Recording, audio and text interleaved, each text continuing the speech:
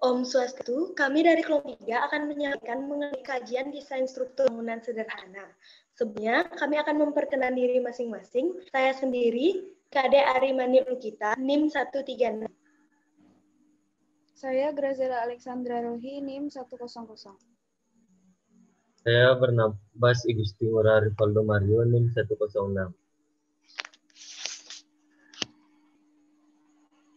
Saya Stefan Brand.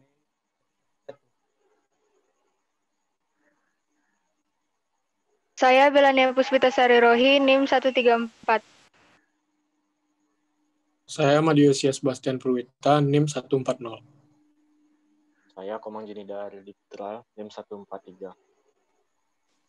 Saya Ibu Tua Aditya Permana Harta, NPM 145. Saya Villa Audelia, NIM 156.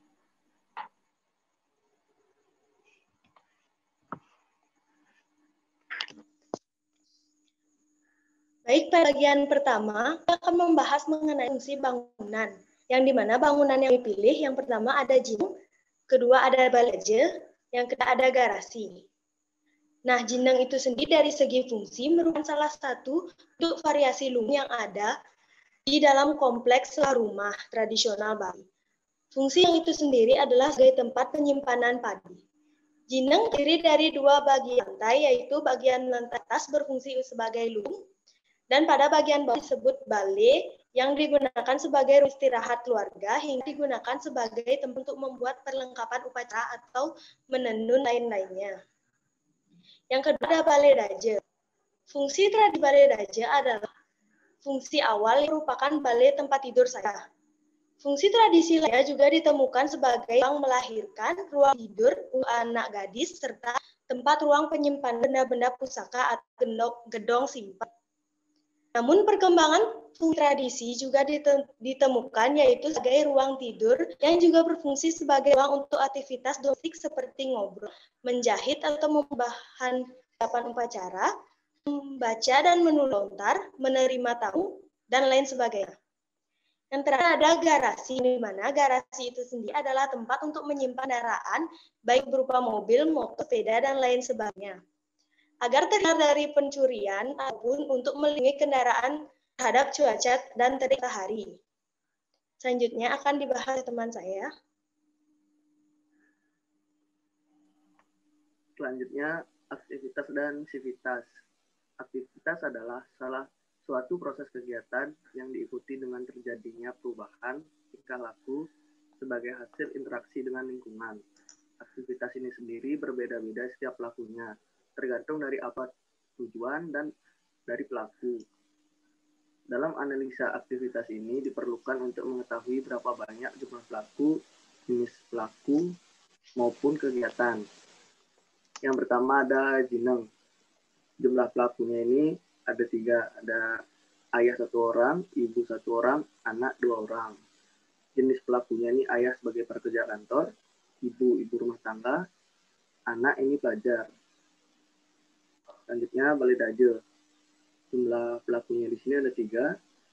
Ayah, jenis pelakunya sebagai pekerja kantor, jumlahnya 1 orang. Dan selanjutnya ada ibu, jenis pelakunya ibu rumah tangga, 1 orang. Dan anak masih pelajar berjumlah 2 orang. Selanjutnya ada garase. Jumlah pelakunya sama, yaitu 3 orang. Yang pertama ayah sebagai pekerja kantor berjumlah 1 orang, ibu sebagai ibu rumah tangga 1 orang, dan anak sebagai pelajar jumlah 2 orang. Nggak usah, Bang.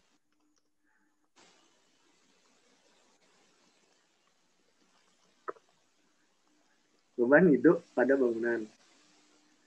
Beban hidup adalah semua beban yang terjadi akibat pemakaian dan penghunian suatu gedung, termasuk beban-beban pada lantai yang berasal dari barang-barang yang dapat berpindah dan atau beban akibat air hujan pada atap. Beban hidup ini sendiri sifatnya tetap karena bisa saja pada bangunan tersebut beban hidup ini bisa berkurang atau bertambah. Di sini ada 3 bangunan yang memiliki beban hidup yang berbeda. Yang pertama jineng. Beban hidup yang pertama itu ada manusia berjumlah 1 orang. Beratnya ini sekitar 7 kilo. Kemudian yang kedua, manusia berjumlah 4 orang, beratnya di kisaran 50-70 kilo. Totalnya 160 kilo sampai 280 kilo. Selanjutnya balai daje. Beban hidup yang pertama ada manusia berjumlah 4 orang, beratnya sama, totalnya 280 kilo. Yang kedua ada Dipan berjumlah 1, beratnya kurang lebih 300 kilo. Nomor 3 Springbed 1, 24 kilo. Nomor 4 Lemari berjumlah 1, 210 kilo. Yang selanjutnya ada kursi 1, 10 kilo. Meja 1, 10 kilo.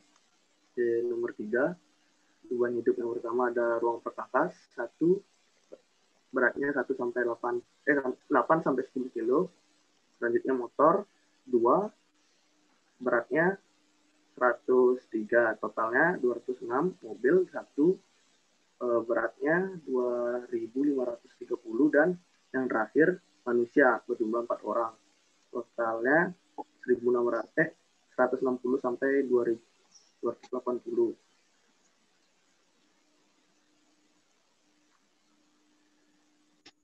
Ya. Oke, jadi di sini saya akan menjelaskan tentang spesifikasi furnitur. Di sini spesifikasi furnitur pada bangunan balai daje itu ada juga dari jeneng dan garasi, berbeda-beda satu dengan lainnya. Ukuran ini mempengaruhi bagaimana sirkulasi yang terjadi di dalam bangunan itu. Spesifikasi furnitur ini dibuat untuk mengetahui apa saja penggunaan beban furnitur pada bangunan balai daje, jeneng, dan garasi. Dalam analisa, spesifikasi furnitur ini juga membahas mengenai material furnitur yang digunakan. Oke, dari yang pertama itu ada dari jeneng. Di jeneng ini hanya akan menggunakan meja, yaitu meja ceper, dengan dimensinya itu adalah 100 panjang, lebarnya 60 cm, dan tingginya 35 cm, dengan jumlah 1. Lalu untuk bahannya itu dari kayu jati. Lalu yang kedua, balai daje. Furnitur yang pertama itu ada dipan dengan jumlah 1 buah, dengan ukuran dimensinya 200, panjangnya, lebarnya 180, dan tingginya 35 cm, dengan bahan kayu jati. Lalu untuk yang kedua itu spring bed, kasur dengan jumlah 1 buah, dengan panjang lebar tingginya itu adalah 200, 180 dikali 20, dengan bahan pegas, busa, dan kain. Lalu untuk yang ketiga ada lemari, jumlahnya itu adalah 1 buah, dimensinya 120 kali 50 kali 200, dengan bahan plywood. Yang keempat ada kursi, jumlahnya 1, dimensinya 60 kali 50 kali 40, dengan bahan mesh dan logam. Yang kelima ada meja, jumlahnya 1 buah, dimensinya 120 kali 60 kali 70, dengan bahan plywood. Lalu yang ketiga kita ke bangunan, yaitu garasi. Furniturnya cuma ada 1 aja, yaitu rak untuk perkakas. Jumlahnya 1 buah, dengan dimensinya 120 kali 180 kali 35, dengan bahannya plywood. Oke, untuk spesifikasi materialnya, yang pertama itu dari bangunan jeneng, ada penggunaan kayu jati di sana. Penggunaannya itu adalah sebagai struktur utama bagian super, yaitu sebagai tiang penyangga dan balok bangunan. Lalu yang kedua ada sebagai kuda-kuda atap atau struktur atapnya. Itu ada sebagai kusen pada bangunan. Lalu yang kedua ada penggunaan beton sebagai material fondasi umpak bangunan. Ketiga ada genteng kodok sebagai pelapis atap. Lalu untuk bangunan kedua ada garase.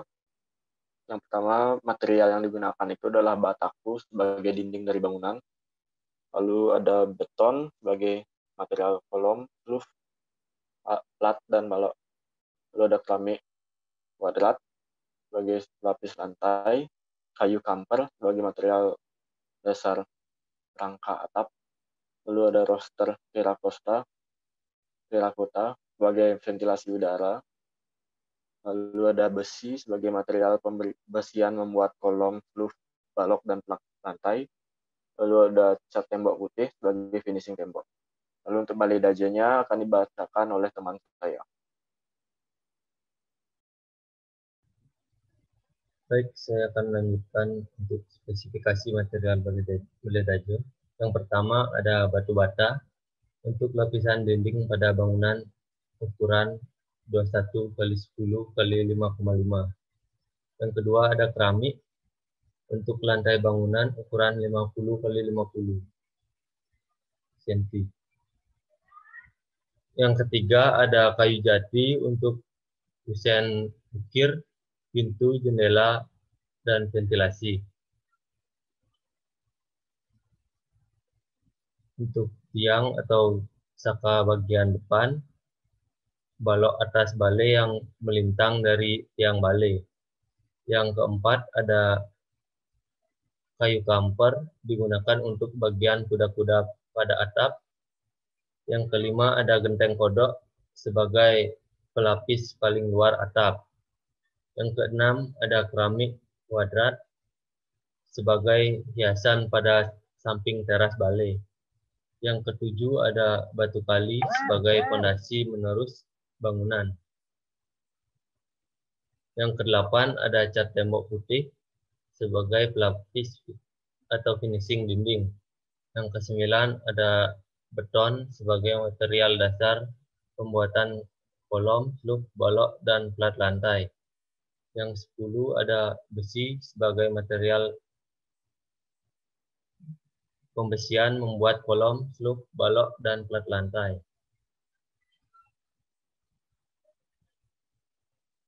Kemudian ada beban mati. Beban mati adalah seluruh beban yang tidak dapat berpindah. Biasanya beban mati ini dapat didapatkan dari berat bangunan itu sendiri. Yang pertama ada balai daje.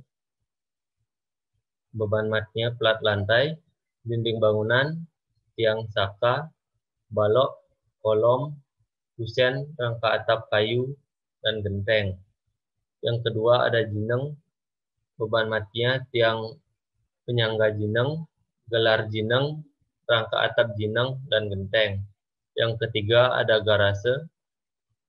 Beban matinya plat lantai garase, kolam garase, dinding pada garase, balok garase, rangka atap, dan genteng.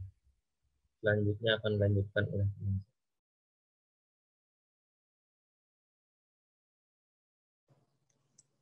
Baik, di sini saya akan menjelaskan struktur jineng. Struktur bangunan jineng disesuaikan dengan fungsinya.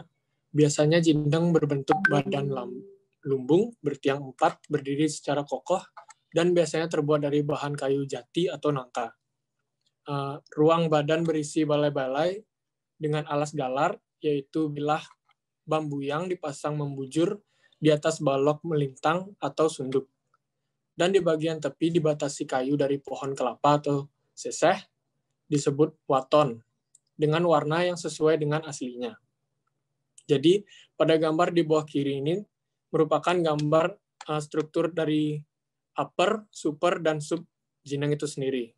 Yang merupakan upper itu merupakan struktur kepala, di mana struktur ini merupakan struktur atapnya. Lalu super ini merupakan struktur badan yang mencakup tiang-tiang yang menjaga jineng itu sendiri. Lalu ada sub, yaitu kaki, merupakan pondasi dari jineng.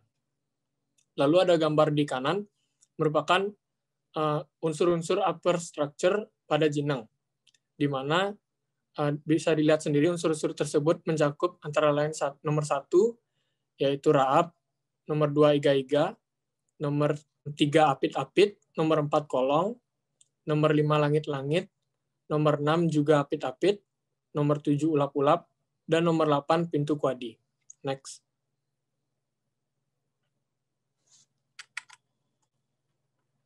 Lalu ada superstruktur dari jineng, yaitu struktur badan, terdiri dari nomor 1 penyuwun, nomor 2 sunduk pemulang, nomor 3 langki, nomor 4 sunduk pumau, nomor 5 sake, nomor 6 galar, nomor 7 waton, nomor 8 sunduk dawa, dan sunduk bawa. Lalu ada substructure atau struktur di bawah. Bisa dilihat dari nomor 1, yaitu merupakan sendi, nomor 2 bebaturan, dan nomor 3 jongkok asu. Selanjutnya akan dijelaskan oleh teman saya.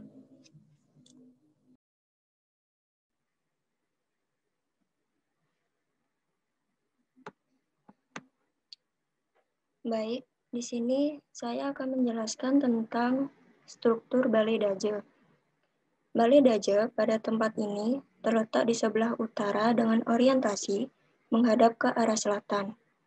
Balai Daje ini berukuran 3,3 meter kali 4,7 meter dengan jumlah saka 8 buah atau saketus. Balai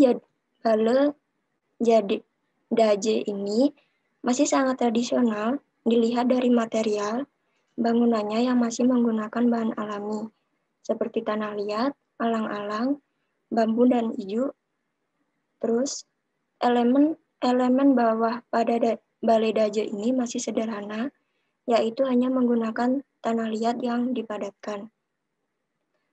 Lalu untuk gambarnya kalian bisa dilihat di bawah contoh gambar Balai Dajenya. Untuk struktur Balai Daje antara lain upper atau kepala, super atau badan, dan sub kaki. Next.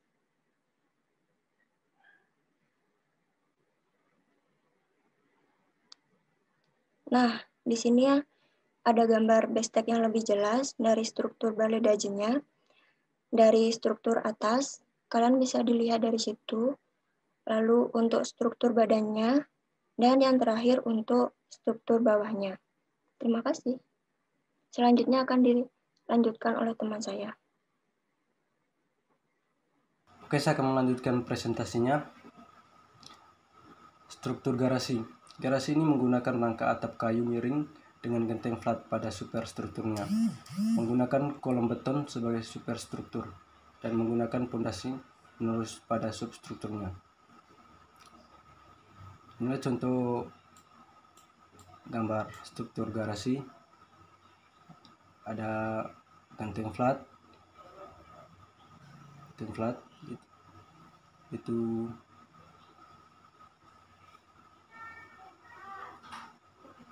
dan ada gambar upper struktur atau struktur atas. Ini contoh gambarnya. Yang ketiga superstruktur atau struktur beton, dan yang keempat struktur bawah.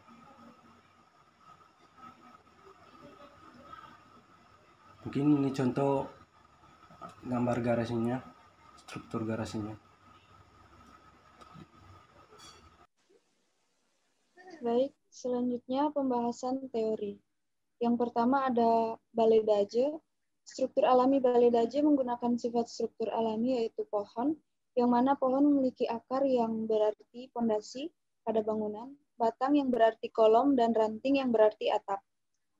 Prinsip struktur Balai Daje menggunakan konsep triangga yang memiliki arti yang pertama utama adalah simbol dari bangunan, bagian atas yang diwujudkan dalam bentuk atap, yang diyakini juga sebagai tempat paling suci dalam rumah, sehingga juga digambarkan tempat tinggal dewa atau leluhur mereka yang sudah meninggal. Kedua, ada madya, adalah bagian tengah bangunan yang menggambarkan strata manusia atau alam manusia. Yang ketiga, ada nista, menggambarkan hierarki paling bawah dari sebuah bangunan diwujudkan dengan pondasi rumah atau bawah rumah sebagai penyangga rumah. Balai Daje memiliki 8 sake, yaitu kolom atau tiang, memiliki 2 balai-balai, dan berstruktur atap. Konsep struktur Balai Daje yang pertama, upper struktur. Pada bagian atap Balai Daje, bahan yang digunakan pada arsitektur tradisional adalah atap ijuk dan alang-alang. Superstruktur Balai Daje diwujudkan dalam bangunan dinding, kolom atau tiang, jendela, dan pintu. Substruktur pondasi rumah atau bawah rumah sebagai penyangga rumah, bahannya pun biasanya terbuat dari batu bata dan batu gunung. Selanjutnya dilanjutkan oleh teman saya. Yang selanjutnya yaitu jinang. Struktur alaminya yaitu menggunakan sifat struktural alami yaitu pohon, yang mana pohon memiliki akar yang berarti pondasi pada bangunan, batang yang berarti kolom, dan ranting yang berarti atap. Prinsip struktur dari jinang yaitu menggunakan konsep triangga. Utama adalah simbol dari bangunan bagian atas yang digambarkan tempat tinggal dewa atau leluhur mereka yang sudah meninggal. Yang kedua ada madya, adalah bagian tengah bangunan yang menggambarkan strata manusia atau alam manusia. Yang ketiga ada nista, diwujudkan dengan pondasi atau bawah jinang sebagai penyangga bangunan. Jinang memiliki 4 tiang penyangga atau kolom. Konsep struktur dari jinang, yang pertama ada superstruktur. Pada bagian atap ini, bahan yang digunakan pada arsitektur tradisional adalah atap ijuk dan alang-alang. Yang kedua ada superstruktur, bagian tengah bangunan yang diwujudkan dalam bangunan dinding, kolom atau tiang, jendela, dan pintu. Yang ketiga ada substruktur, fondasi rumah atau bawah rumah sebagai penyangga rumah. Bahannya pun biasanya terbuat dari batu bata atau batu gunung. Yang berikut ada garasi. Struktur alami garasi menggunakan sifat struktural alaminya, yaitu pohon, yang mana pohon memiliki akar yang berarti pondasi pada bangunan, batang yang berarti kolom, dan ranting yang berarti atap. Prinsip strukturnya yaitu bangunan bagian atas yang diwujudkan dalam bentuk atap. Yang kedua ada bagian tengah bangunan yang diwujudkan dalam bangunan dinding, kolom atau tiang. Kemudian ada konsep struktur, yang pertama ada superstruktur. Pada bagian atap ini, bahan yang digunakan adalah genteng flap. Yang ketiga ada superstruktur, bagian tengah bangunan menggunakan dinding kamprot. Baik, sekian pemaparan dari kelompok ini. Mohon maaf jika ada kesalahan. Terima kasih.